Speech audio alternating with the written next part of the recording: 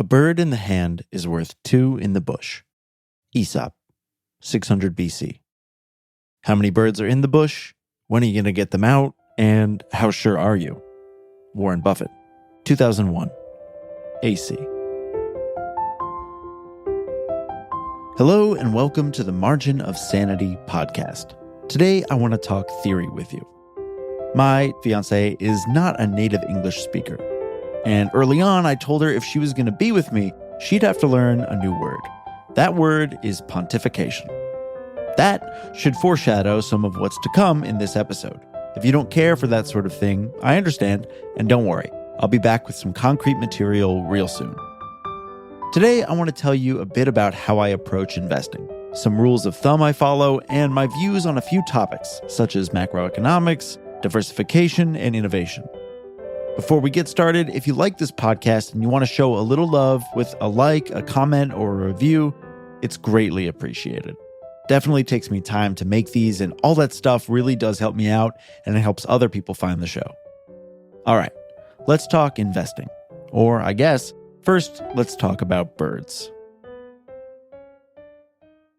This simple proverb, in my view, is the foundation of all value investing theory. Oftentimes, Ben Graham's emphasis on low value multiples, price to book and price to earnings, gives folks the impression that such metrics are necessary in every stock purchase in order for one to regard themselves as a value investor. I myself fell victim to this notion early on in my journey, and have since discarded such a bias. In essence, I think Aesop more or less nailed it, with due clarification from Buffett about 2,600 years later. To continue with the bird metaphor, I try and view investing as a bet on the nest. I look at how many birds are already in the nest, as well as how many might soon hatch, eggs. In today's market, it's rare I find something so easy as 10 birds in a nest I can buy for one bird. So I have to look deeper to find value. I look at the eggs, I look at bird fertility, returns on capital, and finally I look out for crows and bad weather. Some birds have sharp beaks, and others have cleverly located nests. Some call that a moat. Just because a bird's nest is well defended doesn't automatically mean it's worth the bird in my hand. And just because a bird lays many eggs doesn't mean crows won't come and steal them away. Competition. Sometimes bad weather, secular change, is on the horizon and could blow a well-hidden and fertile bird's nest onto the ground, where rodents can eat all the eggs. What good is a nest with no eggs in it? In the end, I know I can get about 4.5% return on the birds in my hand, with virtually no real risk. So before I bet it on a nest, I better have a really good idea about why I'll almost certainly get much more than 4.5% out of the damn thing. To me, that is value investing. In a sense, all investing, even growth investing, is value investing. We make value judgments on the assets we acquire. A nest with only one bird in it might look worthless to a Graham-type value investor, but I'd put forth that a knowledgeable growth investor is still ultimately making a value judgment. Similarly, some investors realize they can get a nest full of sick birds for very cheap. And this is also a value judgment. Sometimes investing is easy, usually when no one wants to do anything with birds at all. But more often than not, these days anyway, it's hard. In moments like this, I look for stranger, smaller, and somewhat unloved birds' nests. Are we tired of the metaphor yet? One more thing. I have to be able to understand the bird. Understanding the bird.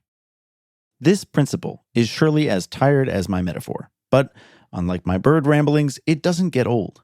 If I can't understand it, I don't buy it. There are many amazing companies that will beat the market that I won't own, and I'm good with that. I don't understand why NVIDIA will never face competition that will push down its margins. Perhaps a good reason exists, but I haven't encountered it yet. On the other hand, I do feel I understand why Taiwan Semiconductor will maintain its dominance in chipmaking for a long period. Does this mean NVIDIA is a bad buy? Who knows? But for me, it means yes, it is. Insurance is a perfect example here.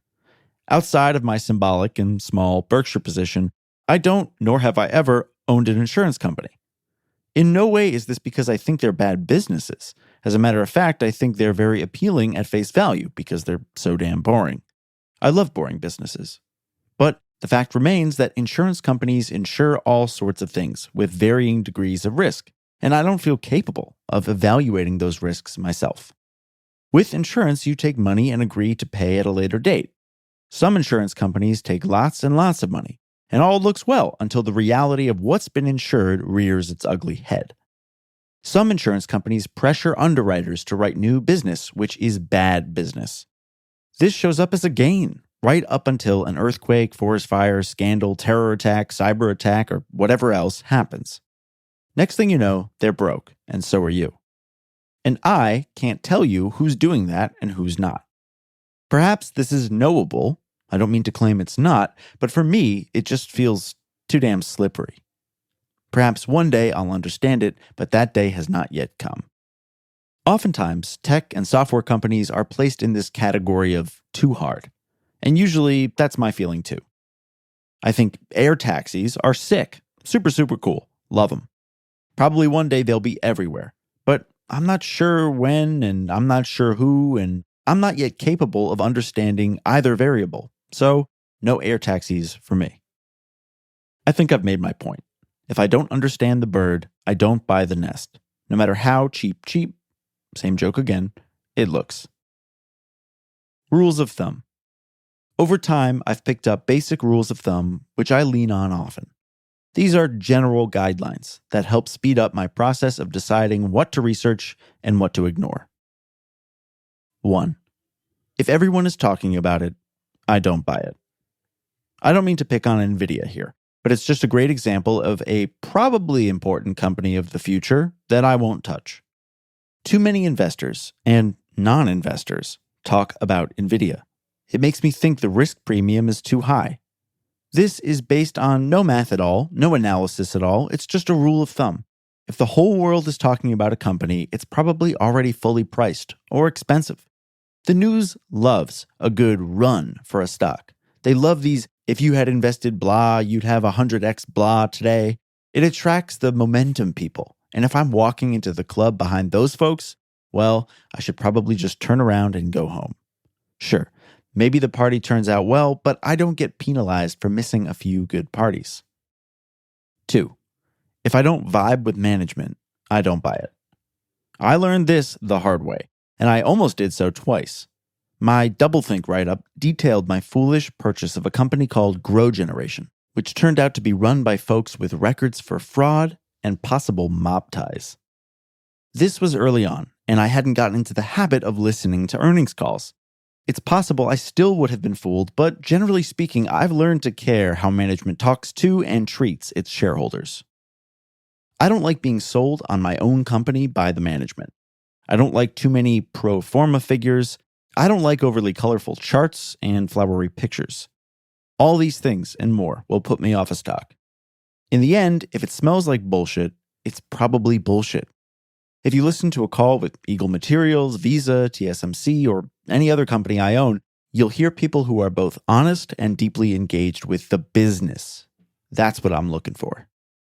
It's hard enough to ensure my own thinking is straight. If I can't trust management, then my whole thesis is like a house of cards on shifting sands. 3. The weighting bonus. This may not apply to every company I own, but it's an idea I've come to enjoy and look for. I like when I own something that grows even more in intrinsic value, the worse the macro environment or market sentiment gets. Eagle Materials is a great example for both cases, because they make strategic acquisitions and they buy back shares. The more the market hates the construction and materials sector, the better. Eagle Materials chooses buybacks as its primary form of shareholder capital returns, and so the cheaper it gets, the more shares get bought for the same money. In other words, the more the market hates it, the better my eventual return. The same principle applies in a macro sense. When the macro environment for cement in a given region or even in the whole country gets tough, Eagle's low-cost producer position enables them to make strategic acquisitions. This lowers their cost of investment and increases their competitive position on the way back up. It's a structural advantage, and more importantly, it's yet another bonus I get for waiting around. Of course, I myself could always just buy more when prices fall, but that usually means I'll have to sell something else, forcing me to make two decisions rather than none. The less choices I have to make, the higher the odds of making good ones. 4. Just because it's new doesn't mean it's better. This is a stolen rule from Monish Pabrai, and it's somewhat self-explanatory. Just because I find something new doesn't mean it's inherently better than my other ideas over a long period. All new ideas come at the cost of the existing ideas, and so I better have a good reason for the switch. Take TSMC. I've owned this for probably about 5 years now. It was a great idea then, and it's been a great idea many times since then. Only recently did I realize how foolish I had been to look to other places, mistress ideas, in lieu of my wife, TSMC. I would be richer if I had realized this sooner, but it's something I've since corrected. During the tariff sell-off, I made a concerted effort to add to existing ideas rather than just buying new ones. Sure, probably some stuff was particularly cheap because of the sell-offs, but I wasn't going to learn all about those new companies in a few days. So far, I have no regrets on that. Besides, how many companies can I realistically keep track of? These days, I try to add a scrutiny premium to new ideas in order to offset the sort of sheen of newness that they offer. Other concepts and principles. I'm getting a little bored of my rules, so let's talk about some other matters. On macro. I'm not blind to macroeconomics, but I'm also admittedly not someone who feels capable of easily predicting macroeconomics with any degree of accuracy. Obviously, I don't try and time the market, but I am aware when we find ourselves in periods where a lot of future expectation is baked in. Due to my still fairly young age, I don't want to be stuck in cash for too long, so in moments of froth, I tend to look towards ponds that may be less overfished. In the end, there are a few trends I see, and I consider some of them inevitabilities and others I see as possibilities. Here are two of each. One inevitability I see as a long trend in the US is the need for electrification and renewal of our energy infrastructure. Energy demand has been rising since the first steamboats pulled out of port in 18th century France. Even without the AI supercycle, I don't believe this will change anytime soon. I'm thoroughly convinced that fossil fuels are an entirely necessary component of human civilization, but could somewhat easily be replaced by nuclear baseload power when it comes to electricity generation and transportation specifically. It's that basic principle which helped me develop my thesis on copper itself, although I don't own a copper miner directly. Climate change aside, humanity has a growing need for power and a declining supply of fossil fuels. Using our thermal coal and oil reserves to power homes is a waste of perfectly good feedstock that we will likely need for centuries to come. I'd happily go on and on about this, but the point is simply that electrification, in my view, isn't going anywhere. It's an imperative to energy security, if done right. And of course, it's an important part of mitigating the disruptive effects of climate change. At present moment, I believe we're due for some serious upgrading and investing in our capacity to produce and, more importantly, transmit that power. Another secular trend I see as inevitable is the essential improvements of living standards for developing countries and humanity as a whole. Younger and more impoverished nations need not invent the steam engine in order to have the steam engine. Naturally, advancement is easier for some people than others, and certainly not all developing economies are equally powerful, or equally subject to corruption for that matter. Still, over the last 50 years, I would be shocked if we didn't see rises in things like access to housing, clean water, roads, medicine, internet, education, and other staples of civilization. War, political ideology, and environmental catastrophe all serve as a big asterisk here. But since the dawn of capitalism and the Industrial Revolution, we've seen empires fall, revolution, communism, 2 world wars, and a few global economic catastrophes, and still we see every good stat moving in one direction over a long period: up. Of course, that could be wrong in the end, but thus far it's been correct to bet that overall humanity has tried to better itself. Some would disagree, but those folks usually don't make it this far in an investing write-up. One possibility, I fear, is a currency crisis of some sort in the US. If you could tell me which US politician is running on paying off the debt instead of subsidizing industries and communities in their own districts, I would appreciate it. So far, I've seen no evidence that US politicians will make short-term sacrifice in popularity for long-term stability for the nation. And nor do I see evidence that the US electorate as a whole fully understands, let alone appreciates, the unsustainable levels of our debt in peacetime. I don't know why it would change, which makes me wonder if it ever will. Moreover, I know many, the Fed chair himself, agree that if our current trajectory continues, something real bad will eventually happen. No one knows when. As a result, I bias somewhat towards companies that I believe possess essential assets. My recent shift into coal, cement, and the secret position give me a claim on some essential resources that would be worth something regardless of what currency they ultimately get purchased with. Of course, this is a bit of a doomer perspective, not something I actively try and bet on. But I like the idea of owning stock in companies with some hard assets, if this were to transpire. For what it's worth, all three aforementioned investments do not in any way require a currency collapse of some sort in order to be very profitable. I don't bet on tragedy. It's simply that they cover my ass a bit in such an event. My write-up on John Law serves as a bit of a baseline for my general concerns about stablecoins as the solution to a currency problem. Another possibility I consider is that interest rates aren't really ever coming back down to the low levels I've seen throughout my adult life. Nor should they, necessarily. In general, I don't believe unfettered access to cheap capital is good for an economy, and I'm not alone in that. Over the previous century, rates have usually been slightly above their current levels, not below.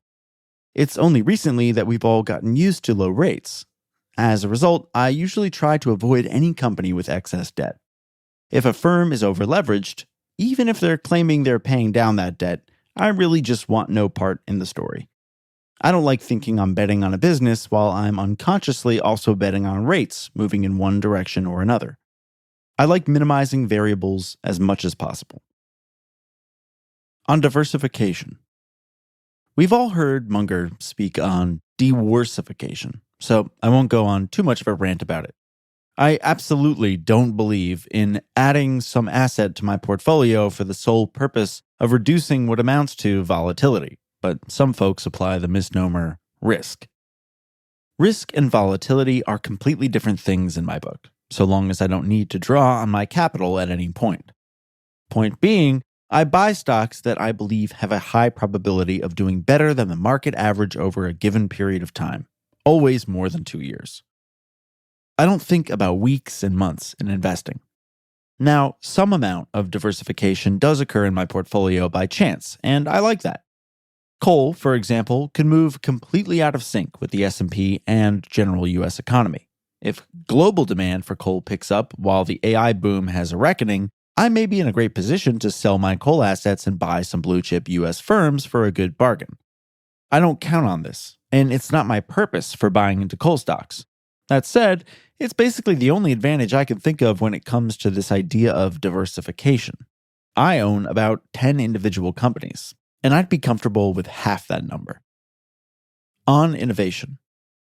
Innovation is a wonderful thing, but it's basically never been the basis of an investment case for me. A company like Taiwan Semiconductor may be extremely innovative in chip manufacturing, but really they serve as an enabler of other companies to innovate. To me, TSMC is a pick and shovel on all technological innovation until we somehow end up with quantum telephones. The only real potential drawback for TSMC is the location, and I've covered that pretty thoroughly in the Silicon Shield write-up. In the end, I prefer structural competitive advantages and natural monopolies. I like businesses which have special properties relative to their competitors, and so I don't exactly care if those properties are driven by innovation or simple market positioning. Of course, I worry about innovation as a headwind to existing positions. Part of the reason I sold Ulta Beauty was concerns about e-commerce simply acting as a constant drag on the business, along with competition from dying big box retailers. Usually, if I think innovation is the primary driver of other people's interests in a business, I'll simply stay away. It's not a rule, it's just that I hardly possess the skill set to predict how sustainable an innovation advantage really is. Plenty of people make plenty of money by correctly predicting such things, but I'm just not one of them. Parting thoughts. As I wrote this, I wondered if it was really all that interesting to anyone. After all, very few of these points were developed in isolation by me. Probably 70% are adapted from Berkshire principles, and the remainder are an assortment of other people's ideas. But these are the ideas that make sense to me in the end. They are not necessarily the best ideas or viewpoints, they're just the ones that my brain can understand. I'm fortunate to have a good friend who invests in a completely different style to me, and is perpetually skeptical of every idea like I ever have. The process of constantly having to justify my ideas has been as helpful as it has been annoying. Being wrong is only half of learning, but it's an important half. The other half, for me anyway, has to do with reflection. Skepticism of my own ideas is fundamental to ensuring I'm thinking as clearly as possible. And still, I'm sure I'll make mistakes. This is the fullest picture I'm currently able to paint about my actual approach, not process, to investing. The load-bearing walls holding up a house of capital. Perhaps, in time, I'll renovate or tear down some walls, but for now, these have held up quite well. I like what I own because I know what I own. The future is always easier to predict in retrospect, so the best I can do is keep my eye on the birds. Thanks for listening to the Margin of Sanity podcast. If you enjoyed the show, don't forget to drop a like, a comment, or a 5-star review. That engagement really helps me out. I've got some new stuff coming soon on the building and housing market, as well as a write-up on nickel. Plus, the secret position should be reporting soon, and I will definitely have a lot to say on that, I'm sure. Thanks for tuning in, and I'll talk to you later.